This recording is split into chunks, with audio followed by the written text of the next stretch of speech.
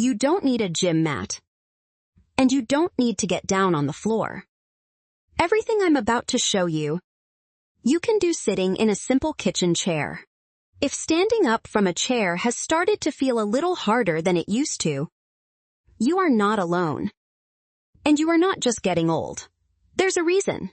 It's called sarcopenia, the slow loss of muscle that can begin as early as your 40s and speeds up after 60. Doctors describe it simply as losing strength you don't get back on its own. According to the National Institutes of Health, sarcopenia can make it harder to stand from a chair, walk, or even carry your own groceries. But here's the encouraging part. Muscle responds to movement at any age. It doesn't ask how old you are, it just asks whether you show up. And you don't need heavy weights or a complicated program. You need 7 gentle movements, a sturdy chair, and about 10 minutes of your day. Today I'm sharing 7 chair exercises inspired by the everyday movement habits you'll find in many Japanese homes. Simple, steady, and done daily. These aren't dramatic workouts. They're quiet, repeatable habits, the kind that add up slowly. The same way a small daily reset keeps a whole house in order. The World Health Organization recommends that adults over 65 include balance and strength activities several days a week to help protect against falls. So think of this less like exercise and more like maintenance, the same quiet, unglamorous upkeep that keeps a body steady for decades, not just days. One quick note before we begin: always use a sturdy, armless chair against a wall and move only within a range that feels comfortable. If you have any joint issues, balance concerns, or health conditions, please check with your doctor before starting any new movement routine. Ready? Sit toward the front edge of your chair, feet flat on the floor, spine tall, like a string is gently lifting you from the top of your head.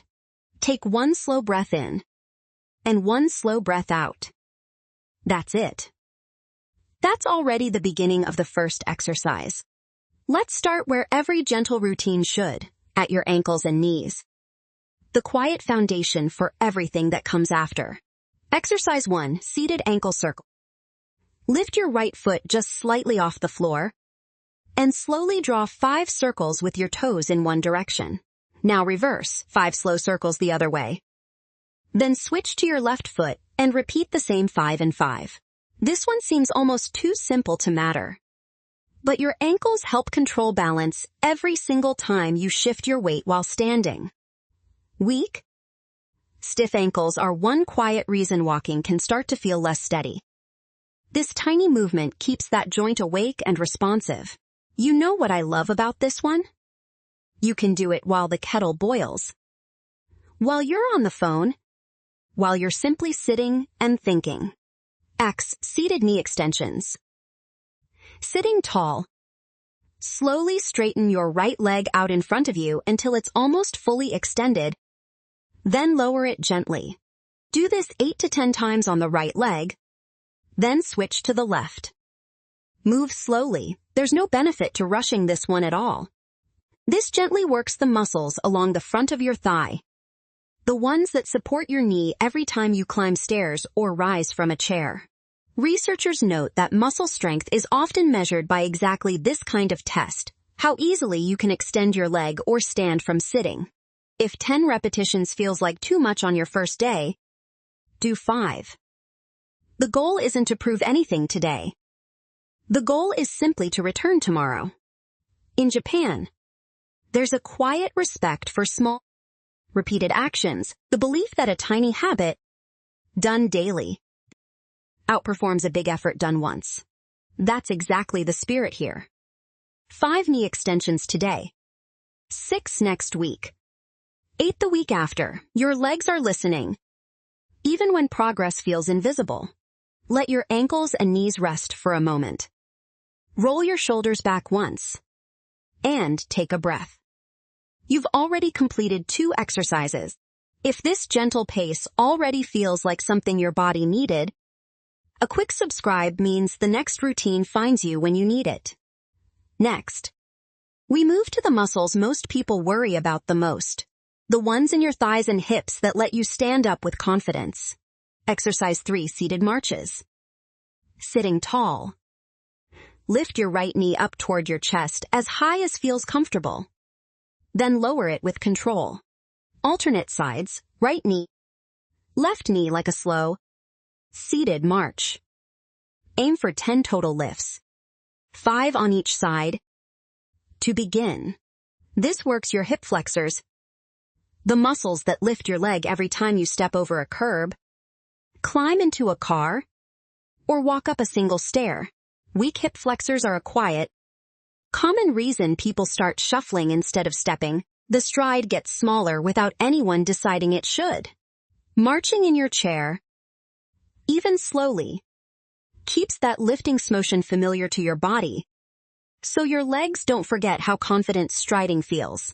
Exercise 4 is the one doctors talk about most, the sit to stand. From your chair, lean slightly forward, and push through your feet to stand up fully. Then lower yourself back down slowly, with control, rather than dropping into the seat. That slow lowering matters just as much as standing.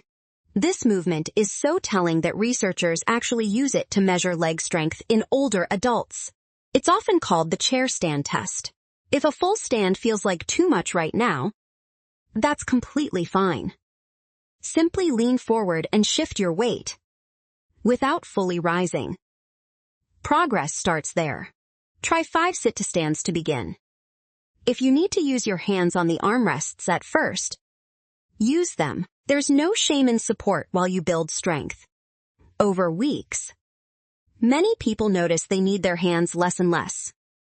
That quiet shift is your muscles doing exactly what they're built to do. In many Japanese homes, people rise from low floor seating dozens of times a day without ever calling it exercise. It's simply built into daily life. You can borrow that same idea. Every time you stand up from a chair today, do it a little slower, a little more deliberately, on purpose. Notice how your thighs feel warmer already? That's not soreness to fear, that's blood flow. And it's exactly what we're aiming for here. Now that your legs are working, let's turn to something just as important as strength, the sense of balance that keeps you steady. Exercise 5, seated balance.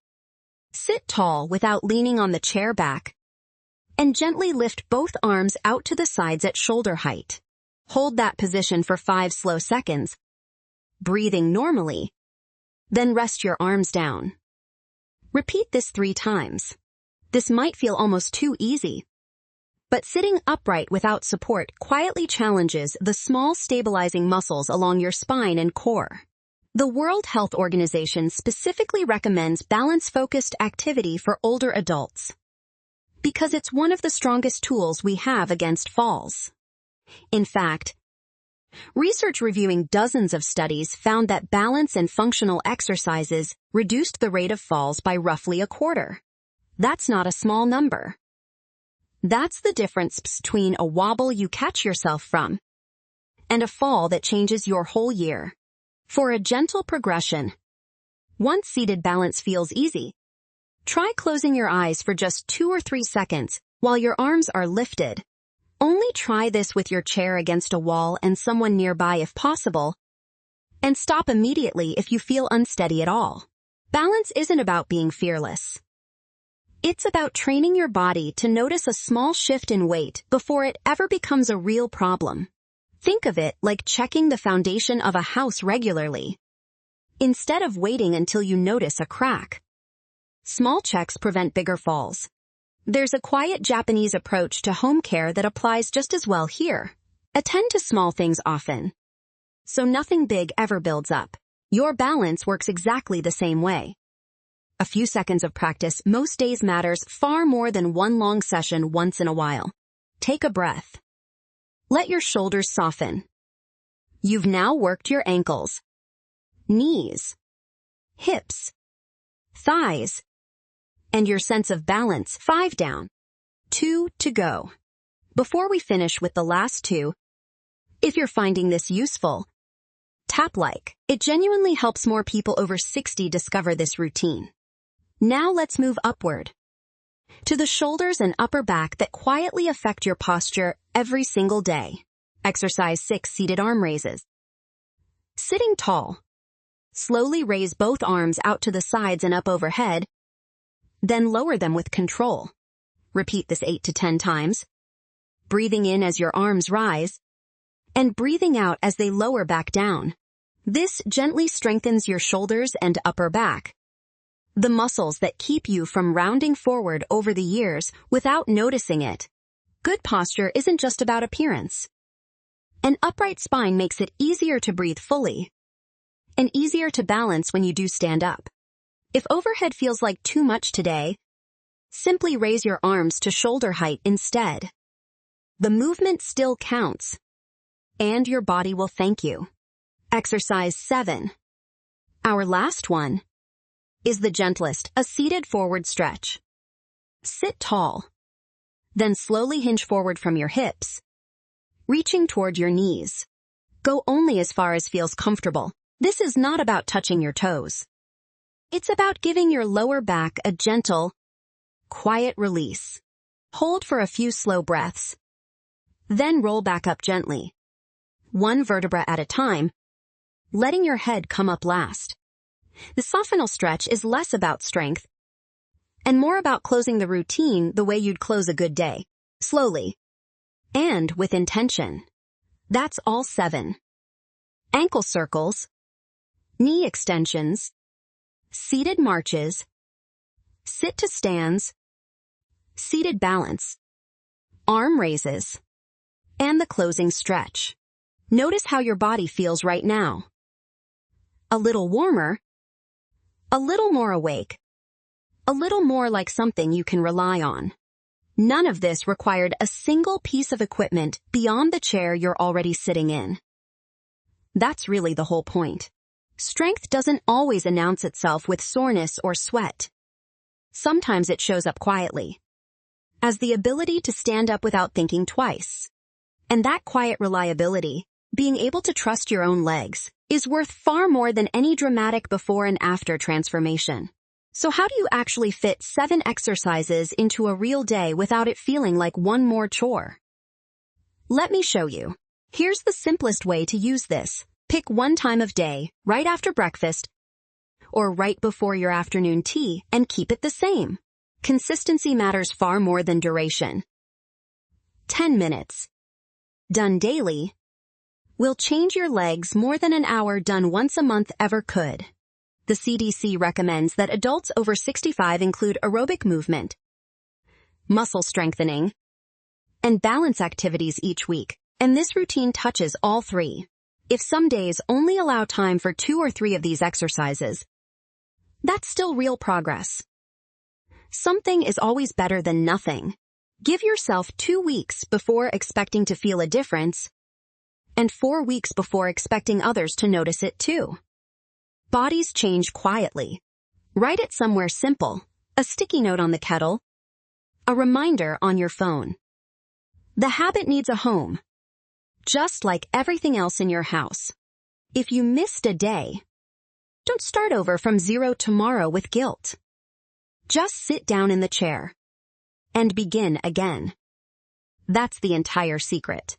A gentle reminder. This video shares general movement information from everyday habits and public health guidance, not medical advice. Please talk with your own doctor before starting any new exercise routine, especially if you have joint pain, balance issues, or other health conditions. Individual results vary, and what feels right for one body may need adjusting for another.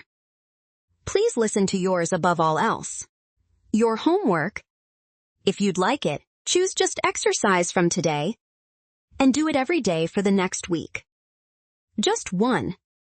Done consistently. Once that one feels easy and familiar, add a second. That's how every strong habit is built, not all at once, but one quiet layer at a time. There's an old idea in Japanese daily life that a home stays calm not through big effort, but through small things attended to often. Your body is really no different. It isn't asking for a dramatic transformation. It's simply asking you to show up gently again tomorrow. So pull up a chair today and tomorrow. Small, steady movement, done with patience, is how strong legs are quietly built.